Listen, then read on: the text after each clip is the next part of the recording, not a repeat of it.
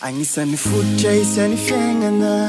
Fisiny fitiananao mitandrignany mety tsy teraka Koa tsisy fitia mety atsatso angambany fiainana Izy koa tsisy fitia Mety iaignany isan'ny fotomay Koa tsisy fitia kanefa mety tsisy varany iaignako Satria tiagnembagnembagna agny zao mbo te hatsapa ny fitia Karanao zao Karanano Bo magniry kara iry sasany mbo misy pankatia Efa eko fa misy anjarako agny hoagny Le tiako sady tiaza Tiako sady tiaza Zegny raha ilaiko Mba aminoko mibanga mifiaignako Tiako sady tiaza Tiako sady tiaza Zegny raha ilaiko Mba aminoko mibanga mifiaignako Hoanao ty,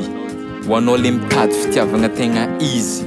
Mba te iegna agnaty fitiavagna marigna tsisy lenga Tadidio nefa fa tsisy olo very anjara ambony tany fa tsy maintsy mbola ho avy Fa anao mila miaritra elfo Mbo nitady zao fa tsy mety tojo Le olo mbo tiako mety ankatia zaho Le nantigneko zao ko efa mana tompo Le neveriko izy anefa nany mba foko Weza haitako anao Efa maro nandalo mbola tsy sendranao zao Nitonga nefa mahay mandeha Fa tsy kivy tsy reraka Fa mbola mandigny anao zao Karanao zao Karanano Mbo magniry kara iry sasany mbo misy mpankatia Efa eko fa misy anjarako agny Tiako sady tiaza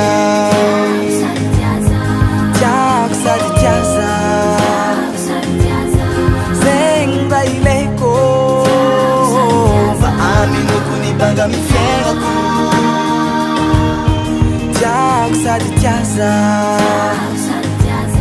Tiako sady tiaza Zegny raha ilaiko Aminoko nibanga mifiaignako Tiako, check na zany fidy ananjy na izy mifidy anah fa izy tiako Tsy raha ito hoe firy eky sanany tsy mankatia anah fa izy tiako De le hoe olo tiagno natao iadanagna fa tsy koa najaliako satria azoko le raha nangatahiko Le hoe olo sady mankatia anah no tiako Fity mifamaly no mahatsara fihavanagna Zovy koa tsy te azo anjara mba iadanagna Tsy resaka vady mahay mandia na vady mahay mahandro Fa le miaraka mivoatra amintegna mba iakaragna agnambo Le antsony sasany hoe anjara masoandro Le magnazava fiaignako Surtout ko fa alagn'andro Fa injisy mantsy Karanao zao Karanano Mbo magniry kara iry sasany mbo misy mpankatia Efa eko fa misy anjarako agny hoagny